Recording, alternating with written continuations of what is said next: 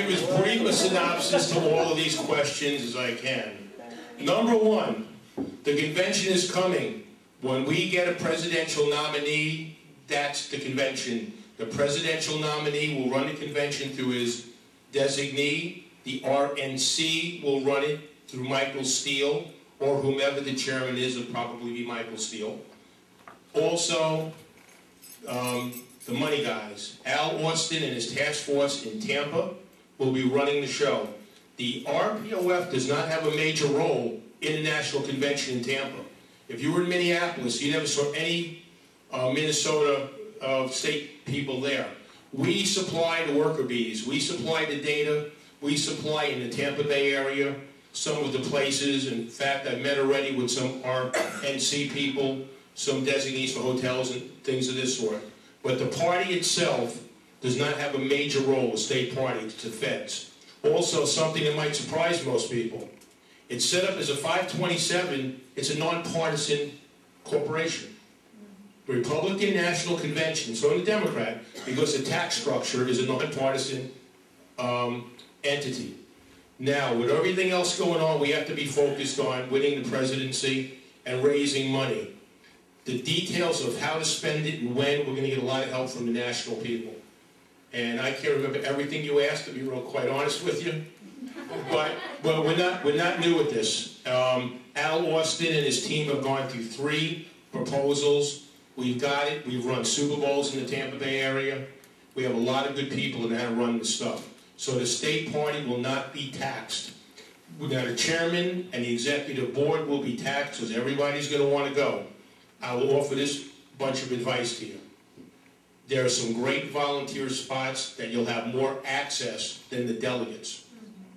God's honest truth. I've been to these things. Delegates, you might have the prestige of having your little name tag that says delegate. But some of the volunteers are in the back rooms with the presidential candidates and the big money people and the press having some great parties and a great time. So there'll be enough for all. I don't know how many volunteers. I think it's like about 10,000. And I could be off on that. But there'll be a lot of opportunities for good Republicans. And your chairman, your state committee men and women, they will be making recommendations because they will be asked of who the good workers are. And those are the people that will be rewarded. So other than that, we'll get it done. We're Florida.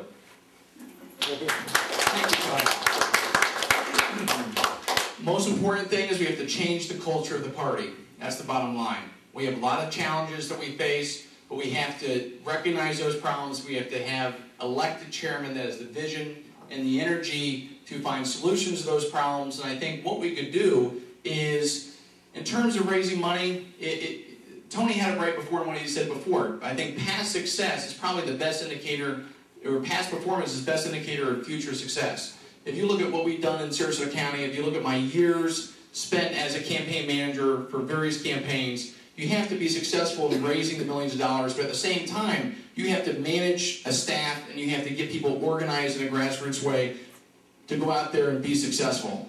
It takes the role of chairman, you're almost part-time lobbyist, you're part-time campaign manager, you're part-time fundraiser, and many other duties that you have. But you have to combine them all, and you have to make sure that you do them all right. We can't focus on one area and give up on another. We have to make sure that we emphasize each program, because all of them are important. To be successful, we have way too much at stake. We have to empower the local counties to be successful, because the only way the Republican Party of Florida is going to achieve ultimate success is if we have stronger county parties, stronger grassroots, and set up a system to where we have statewide finance directors based regionally. I think that you can accomplish a lot by working together.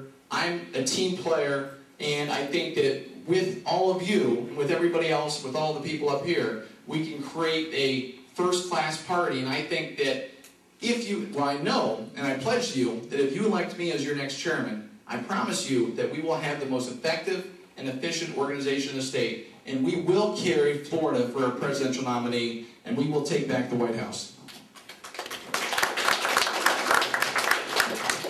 You know, the convention is a wonderful thing, and there's been people that have been working on that before some of us got involved here, and they're still working on this. And I don't want to take anything away from what they've done. They have worked diligently and long and hard hours to get the convention in Florida. You know, the convention could almost suck the life out of us if we don't pay attention to the other details that we have to do. I think we have people stepping up that are saying, you know, that they are going to continue to work on the convention. And I think the other part of this is we've got to continue to protect those people that we've elected, the Republicans we've elected. So it's really, the convention is very important. We've got to put our best foot forward. And I think that's going to attract its own effort. I think there are people working on it, have been working on it, will continue to work on that. We can't lose focus that if we get so focused on the convention that we don't get our people reelected, that would be a real tragedy for the state. So we have to divide our interest, and I know in the small counties you do this every single day, big counties you do it every day, and we have to make sure that we don't lose sight of the prize, and I know we won't. So there's going to be a lot of people who want to go and be a delegate, yes, there will be, and we'll have to deal with that. But we also have to make sure that we do everything we can do to return the people to the elected offices that we've elected them to. I think Marco Rubio said it best. They've given us a second chance. And that's what we have to do, is fulfill what people expect of us.